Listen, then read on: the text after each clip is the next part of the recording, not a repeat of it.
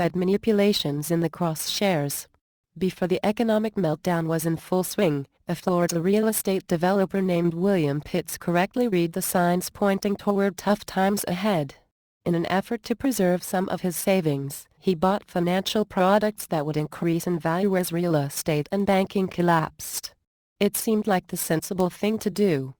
But though his analysis was correct, his investments went bust because the U.S. Federal Reserve made them go bust. Pitts told the New American that in early to mid-2008, he became aware that well-respected financial analysts who had evaluated the health of large banks and the real estate market concluded they were in terrible shape. And it was true. Examining the publicly disclosed financial statements of the big financial institutions also revealed trouble on the horizon.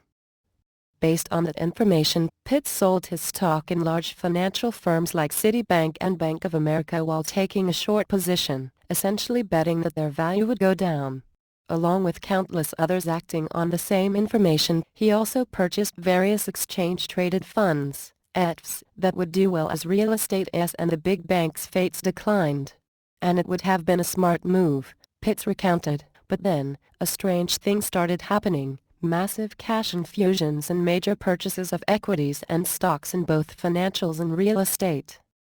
It turns out that under the guise of stabilizing the economy, the Federal Reserve banking cartel had set in motion a series of actions that would eventually transfer trillions to the bankers at taxpayers' expense, all while decimating the investments of countless average Americans like Pitts. The Special Inspector General for the Troubled Asset Relief Program, SAGTARP, estimated the potential total cost of the combined crisis bailouts at $23.70 trillion, or more than $75,000 per person in the United States. Redistributing the wealth. Pitts explained some of the Fed's manipulations. When we begin looking at this, and it's pretty common knowledge now, the central banks were loaning these large financial institutions huge sums of money at virtually 0% interest.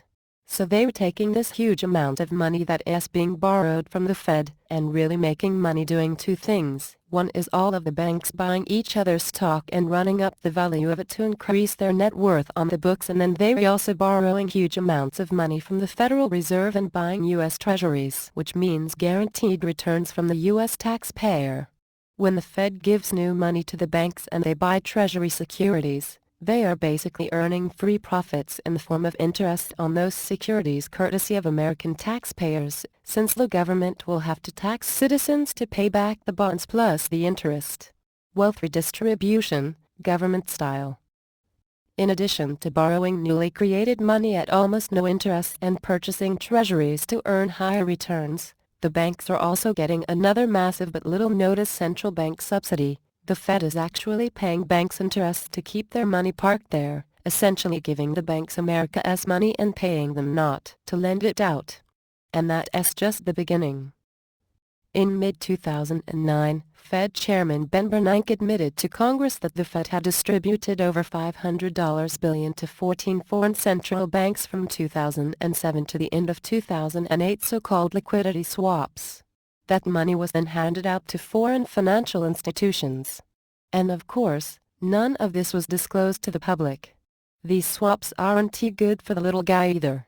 The Fed prints dollars and sends them to central banks around the world that request them in exchange for the other central bank's currency. Then those foreign central banks loan out the dollars to banks in their area, supposedly to prevent a rise in the value of the dollar and rising interest rates.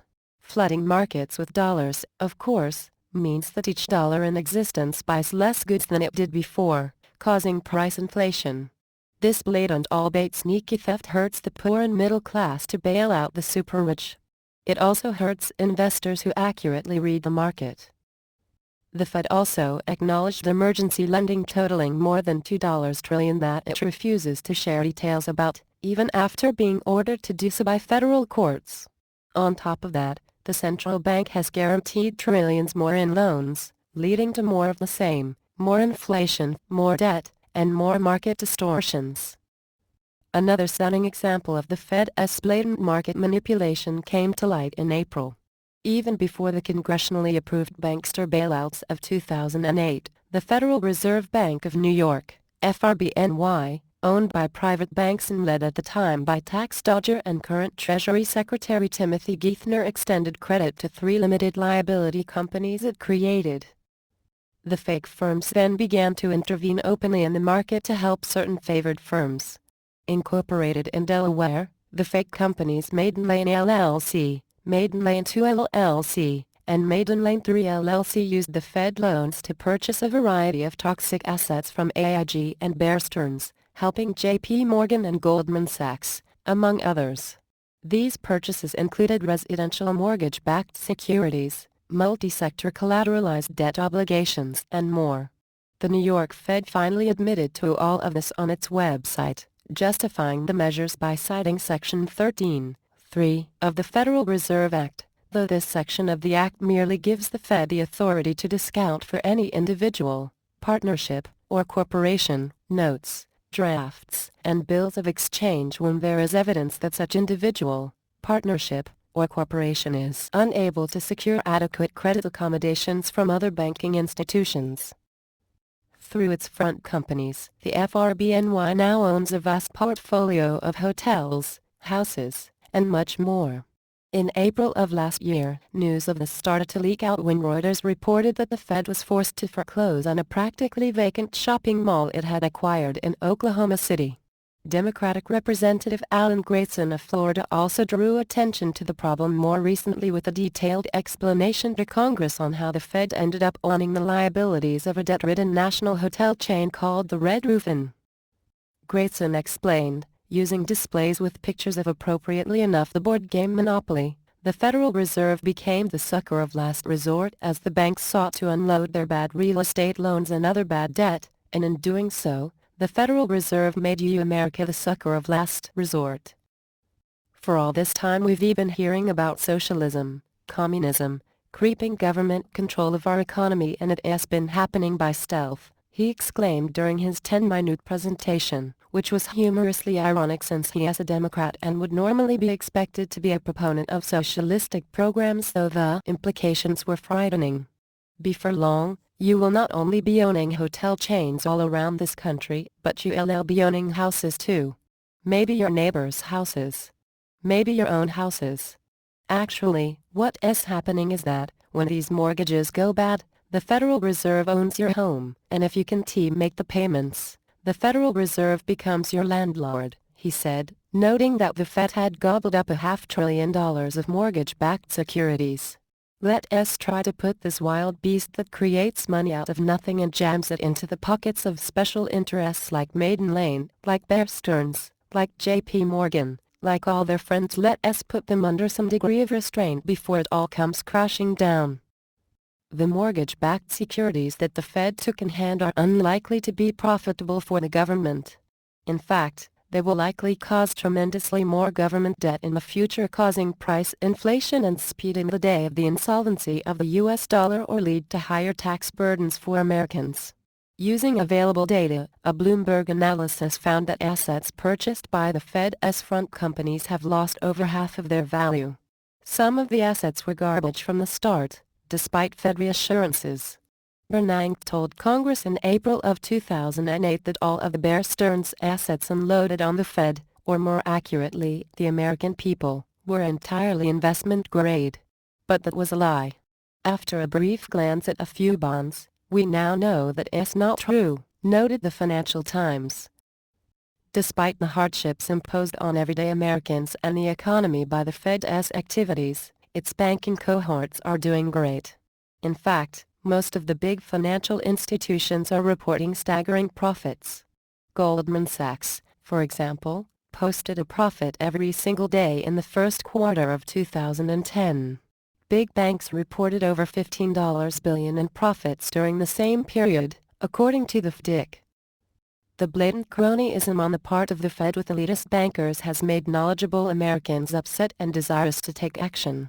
Pitts is taking actions of his own. He recently filed 3 felony criminal complaints with the Federal Bureau of Investigation and the Securities and Exchange Commission against the Fed, the Treasury, and various banks. How can investors compete in the market against a company that can just create money, set up companies with unlimited money and just start buying? Pitts wondered, adding that he absolutely would have invested differently if the Fed's actions had been disclosed. Investors who had short positions or purchased put options were defrauded of billions. I purchased short positions and was defrauded. I want to prosecute, he wrote in a criminal complaint lodged with the seconds. Those guilty by their own admission should be arrested. Those who lost because of this fraud should be compensated for their loss. Indeed, many of the accusations made in the complaints have already been admitted by the Fed itself in some form or another. Pitts, who serves as chairman of the Republican Liberty Caucus of Florida, is also working on a class action lawsuit to recover damages. We're reassembling persons who were impacted as a result of these fraudulent activities and have spoken with a number of attorneys, he told the New American. For the Fed to take action in the market to increase the value of the stocks, they were directly defrauding everyone who's on the other side of that trade. And even if the central bank can't successfully argue that it was not required to divulge the information, those companies that had these material transactions all had an obligation to disclose these transactions that were occurring, and they didn't, Pitts alleged. In a sad twist of irony, not only did Pitts lose money because of the manipulations, but both he and his descendants will be expected to bankroll the actions that decimated his investment portfolio via higher taxes and higher prices, the latter caused by the Fed expansion of the money supply. Some of the New York Fed's more egregious actions have also come under the scrutiny of Neil Barofsky, chief of the Office of the Special Inspector General for the Troubled Asset Relief Program. According to news reports, the notorious watchdog is investigating an alleged cover-up and unwarranted secrecy by Geithner's FRBNY during its rescue of AIG. We're either going to have criminal or civil charges against individuals or we're going to have a report, Barofsky recently told Bloomberg. This is too important for us not to share our findings. He is also looking into possible insider trading involved in the TARP program, where certain bankers may have been tipped off about which institutions would be bailed out. There was a time when, if you got that word, the stock price would go up, and if you were to trade on that information prior to the public announcement, that would be classic insider trading, he said. In an email to the New American, the communications director for SIGTARP said she could not comment on investigations. A significant bipartisan majority in the House of Representatives has also taken an interest in at least figuring out what has been going on behind the Fed's closed doors, and 4 out of 5 Americans want an audit, according to polls. Hundreds of nonprofit groups and even the big labor unions have announced their support for transparency. Audit legislation sailed through the House of Representatives. But a thorough audit was appended in the Senate when it recently approved a watered-down audit and voted against complete transparency. It appears likely, though, that at least some of the Fed's secret machinations may be revealed soon. The American media have jumped on the bandwagon as well. Fox Business Network, for example, announced on April 20 that it was expanding its Freedom of Information Act lawsuit against the Fed's secret bailouts. Bloomberg won a similar case in federal court, but the Fed obtained permission to delay disclosure while it appealed the ruling, arguing that it was not subject to FOIA requests as a private corporation and that disclosure would harm the institutions receiving bailouts. The Fed lost again on appeal. But despite the 2 court rulings, the Fed continues to stonewall and may even take the case all the way to the U.S. Supreme Court. The disclosure of the Fed's inner workings would shed needed light on the extent of Fed-induced distortions in real estate, stocks, and bonds. But the manipulation don't end there. Available data indicates that the Fed is involved in another critical market, with actions just as serious and equally secretive. Manipulation of gold and other precious metals. Whistleblowers, and even some government officials, are now taking aim at irregularities in the precious metals market being orchestrated by the banking cartel and its government allies. An ex-Goldman Sachs employee and veteran metals trader in London shocked the world in April when he went public with startling allegations. Morgan acts as an agent for the Federal Reserve. They act to halt the rise of gold and silver against the U.S. dollar. Morgan is insulated from potential losses on their short positions by the Fed and/or the U.S. taxpayer, Andrew Maguire told the New York Post. After sharing information with government investigators and accurately predicting events in the metals market, McGuire was supposed to testify before the U.S. Commodity Futures Trading Commission, CFTC. However, a few days after his identity was revealed, McGuire and his wife were struck and injured by a car in a hit-and-run accident. Details about any investigations into the event have not been made public yet, sparking a tornado of conspiracy theories. The CFTC did hold a hearing on precious metals market manipulation nevertheless, which included other speakers with similarly powerful accusations, including the Gold Antitrust Action, GATA, Committee's Bill Murphy. He told the New American that GATA tried to find out what role the Fed was playing in the gold markets, but his FOIA request for information about the Fed's gold swap agreements was denied. The organization then filed a lawsuit against the central bank in federal court. The Fed came back and said they didn't have to tell us anything, that they were exempt from telling us and that it was secret information, he said in a telephone interview. So then, we filed a suit in district court in Washington to compel them to give us the information. The suit is in progress and GATA has high hopes for it. Murphy said his organization wants to find out exactly what the Fed and the Treasury have done with America's gold. It is the people's gold, not their gold, he said. The manipulation of gold prices is very serious and is part of a U.S. strong dollar policy, Murphy explained, pointing to the relationship between gold and interest rates. By suppressing the gold price, they can keep the dollar stronger than it would be and keep interest rates less than they would have been, he said, noting that this manipulation played a pivotal role in the current economic meltdown.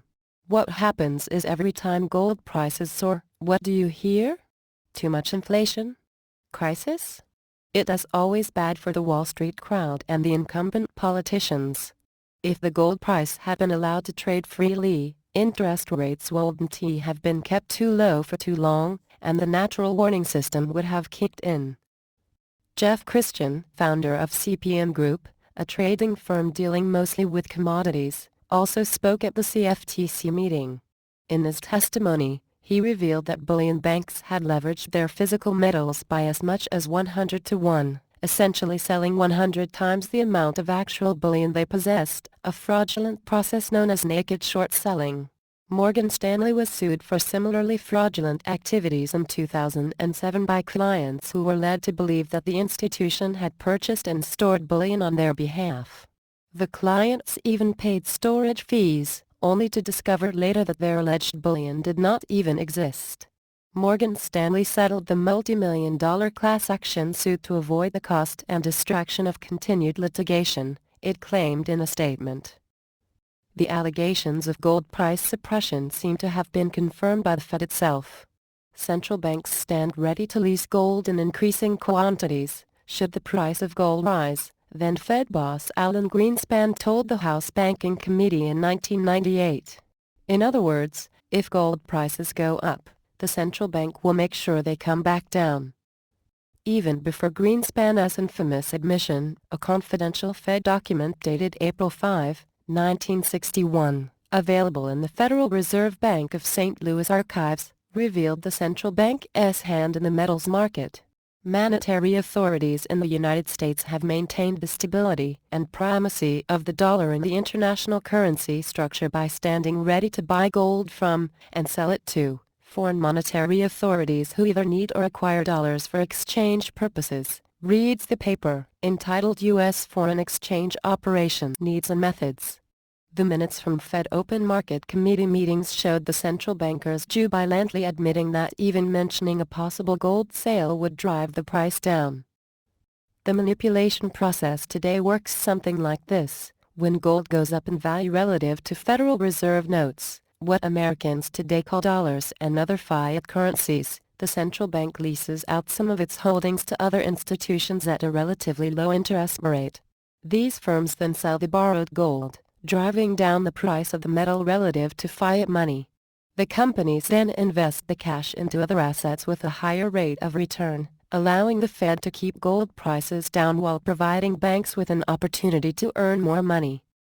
The scheme involves a number of other players too.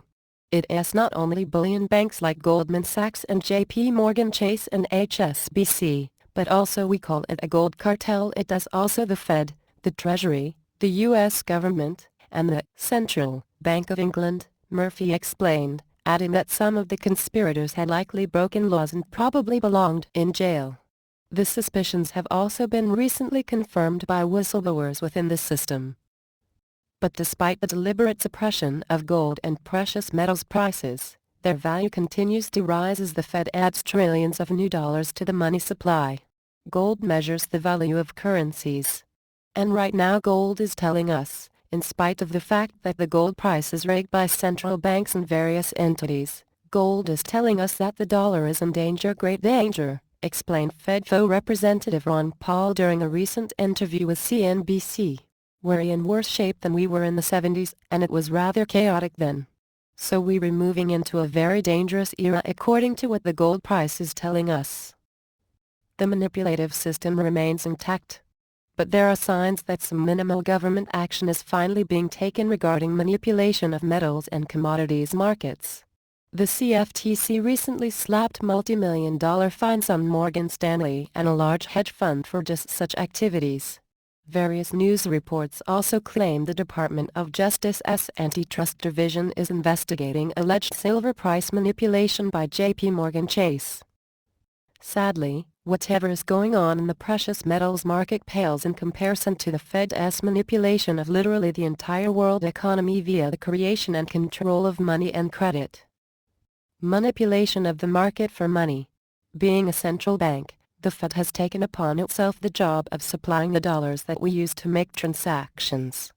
To supply our currency, the Fed either prints it, or it simply adds funds to America's ledgers by making an electronic adjustment to its books. To spread this currency throughout society, the Fed loans this cash to government or big banks for a very low interest rate, and the banks, in turn, loan it to other banks, which expand the supply even more and loan it to consumers. The Fed can artificially boost segments of the economy, such as housing, for a period of time, even many years, by creating lots of money and flooding the market with it by offering it at very low interest rates, prompting lots of people to take out low-interest loans to build houses, and causing a market bubble.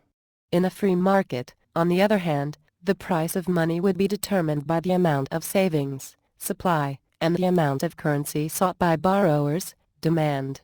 Interest rates would be set where the supply and demand curves meet, with the relative risk of a loan raising or lowering the interest rate demanded by bank. Higher risk earns banks higher rates.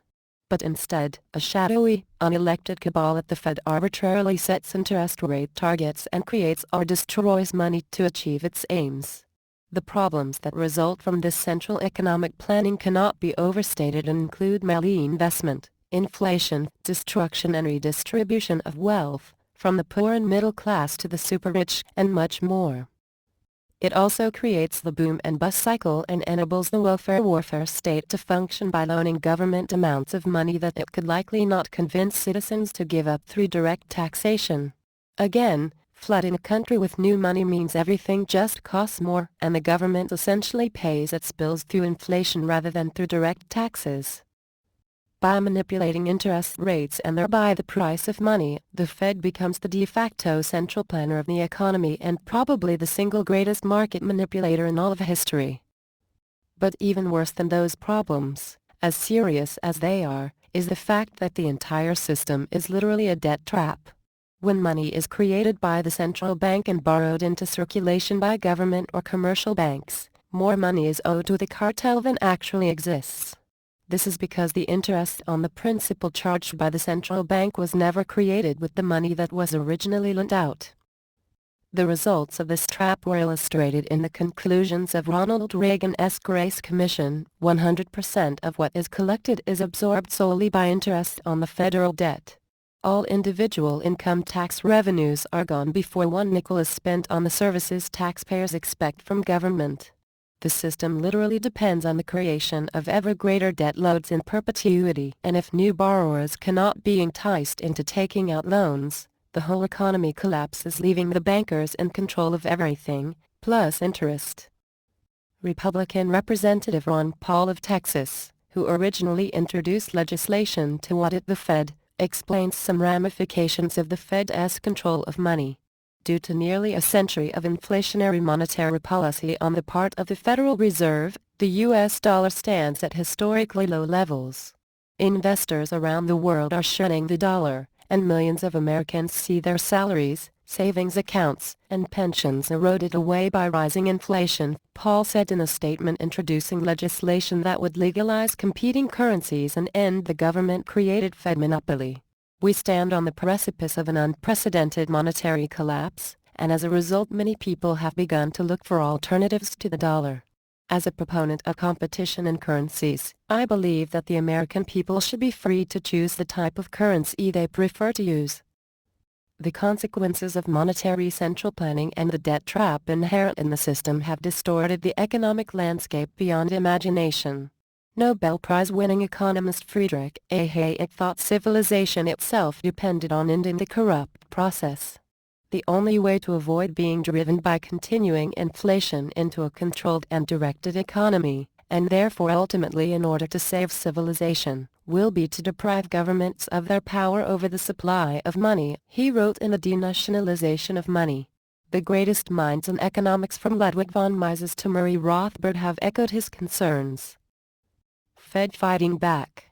Of course, the Fed and its allies, the Obama administration, and a powerful coalition of big banks including Bank of America, Citigroup, Deutsche Bank, and Morgan Chase through the Clearinghouse Association are desperately attempting to beat back the myriad attacks on the central bank's market manipulations and secrecy. The cartel has been waging an intense public relations battle, and it even hired a lobbyist to pressure Congress to protect its interests. Unbelievably, the Senate has sought to increase the Fed's powers through passage of the financial reform legislation in mid-May. This bill has not yet been passed as law because the Senate bill must be reconciled with the House bill. It is to be hoped that as investors, legislators, and taxpayers continue to demand answers, the truth will finally come out and, if warranted, the prosecutions can begin. The issue of Fed transparency transcends politics. The American people are growing tired of an unaccountable, unconstitutional institution impoverishing them and enriching the banks without even so much as an audit. But with the economy in shambles and inflation rapidly destroying the dollar, the time for action to rein in these abuses is rapidly dwindling. Politicians who side with the banking cartel should be booted out of office at the next possible opportunity, and solutions must be found soon to avert a tragedy of historical proportions.